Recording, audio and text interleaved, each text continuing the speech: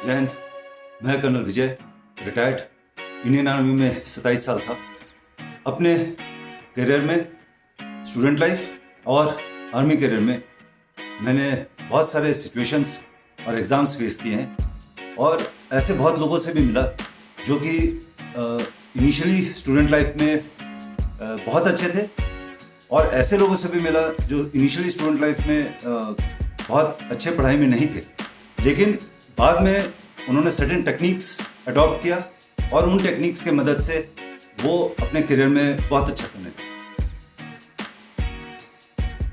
आज मैं अभी आपको बताऊंगा सर्टेन टेक्निक्स जिससे आप अपने एकेडमिक करियर में या जो भी आप एग्ज़ाम्स लेते हैं उसमें अच्छा कैसे कर सकते हैं। Basically preparation for exams. सबसे पहले आपको अपने लाइफ गोल के बारे में डिसाइड करना है, उसको आइडेंटिफाई करना है। आप अपनी ज़िंदगी में कौन सा करियर चुनना चाहते हैं। आप गवर्नमेंट सर्वेंट बनना चाहते हैं, डॉक्टर बनना चाहते हैं, इंजीनियर बनना चाहते हैं, आईएएस अधिकारी बनना चाहते हैं, आईपीएस बनना चाहते हैं, मिलिट्री में जाना चाहते हैं, लॉयर बनना चाहते हैं, प्रेस रिपोर्टर बनना चाहते हैं या फाइनेंसेस के वर्ल्ड में जाना चाहते हैं। आप जब एक बार वो आप डिसाइड कर लेते हैं, उसके बाद उससे एसोसिएटेड बेनिफिट्स क्या हैं, पहले आप उसको साथ के साथ आइडेंटिफाई।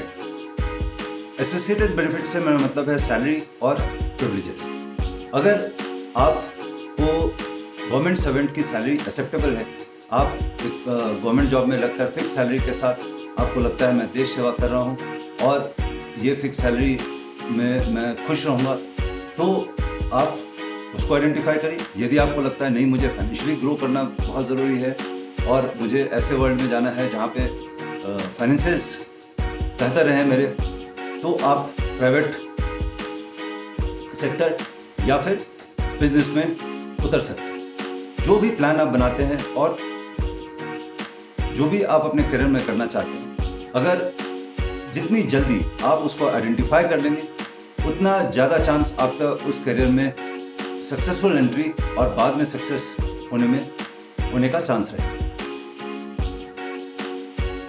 एक बार जब आपने अपना गोल डिसाइड कर लिया, तो उसके बाद कुछ छोटे फैक्टर्स हैं जो बहुत इंपॉर्टेंट हैं। डिसिप्लिन। आपने डिसिप्लिन होना है, ऑर्गेनाइज्ड होना है, तरतीबवार काम करना है और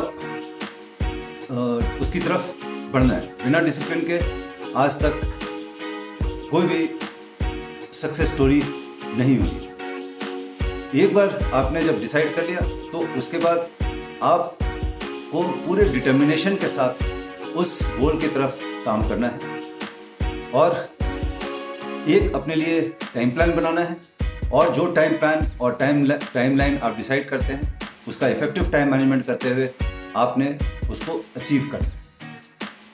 आपने ऑर्गेनाइज होना है। अगर आप हैफेजार्ड वे में अपने किताबें रखते हो, अपने मटेरियल को रखते हो, आप अगर खुद ऑर्गेनाइज नहीं हो, आप ज़िंदगी में कोई टाइमिंग नहीं है आपकी, आप कब आ रहे हो, कब जा रहे हो, कब उठ रहे हो, कब बैठ रहे हो, कब सोना है, अगर आपने वो प्लानिंग नहीं करी है तो आप डिसऑर्गेनाइज रहोगे और डिसऑर्गेनाइज रहोगे तो आपका सक्सेस होना बहुत मुश्किल है। अब मैं आपको बताऊंगा कि आपको बुक्स या एकेडमिक अपने सिलेबस को कैसे कवर करना चाहिए। अगर आप जैसे ही एक बुक को उठाते हो, सबसे पहले उसका कंटेंट्स देखिए और उसके बाद बुक को एक स्पीड रीडिंग करिए एक बार। जब आपने वो स्पीड रीडिंग ख़त्म कर ली, तो उसमें नॉर्मली क्या होता है कि आप बीच के जो क्वेश्चन आंसर्स हैं जो हर एक चैप्टर के बाद आते हैं, उनको आप नहीं देखते जल्दी ख़त्म करने के कोशिश में। वो देखना बहुत ज़रूरी है, बिकॉज जब आप क्वेश्चन आंसर्स देखते हो या क्वेश्चंस देखते हो, तो उससे आपको समझ में आता है कि इस चैप्टर में क्या क्या चीज़ इंपॉर्टेंट है और क्या चीज़ वो चैप्टर मेरे कितने समझ में आया। अब आप जब भी सेकेंड रीडिंग करते हो या जब भी कोई चैप्टर पढ़ते हो, हमेशा उस चैप्टर को उससे पहले आप हमेशा एक बार कंटेंट्स को ज़रूर देखना है और कंटेंट्स को देखने के बाद आपने उसका बुक का जब सेकेंड रीडिंग पे जाते हो, तब उसमें आप मार्किंग करना शुरू कर सकते हो और वो भी जो बहुत इंपॉर्टेंट चीज़ें हैं सिर्फ उसको मार्क करना है। सारे बुक को मार्क कर दिया तो उस मार्किंग का कोई मतलब नहीं रहता। इसके अलावा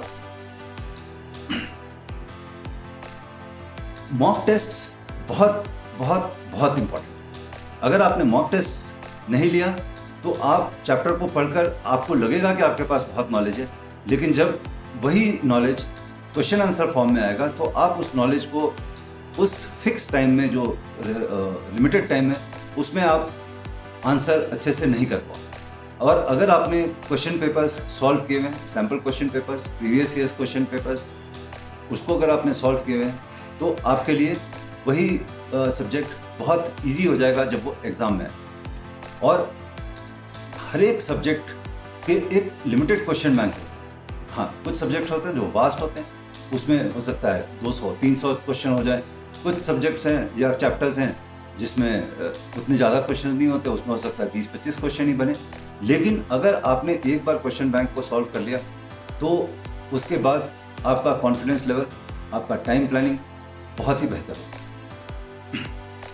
इसके अलावा आप कुछ छोटे टेक्निक्स मैं बताऊंगा जिससे आप अपने चीज़ों को याद करना और उस पर कॉन्फिडेंस रखना कि मुझे ये चीज़ें याद रहेंगी, उसके लिए कुछ बताता हूँ। सबसे पहले जो भी आप पढ़ते हो वो मेमोरी में हर चीज़ के बारे में कुछ ना कुछ वर्ड्स मिलेंगे जिससे आपने अपने नए नॉलेज को कनेक्ट करना है, बेसिकली प्रीवियस नॉलेज जो पहले से आपके पास दिमाग में मौजूद है। जब आप ये कनेक्ट करके बनाते हो तो आपको वो चीज़ें ज़्यादा देर तक याद रहती हैं।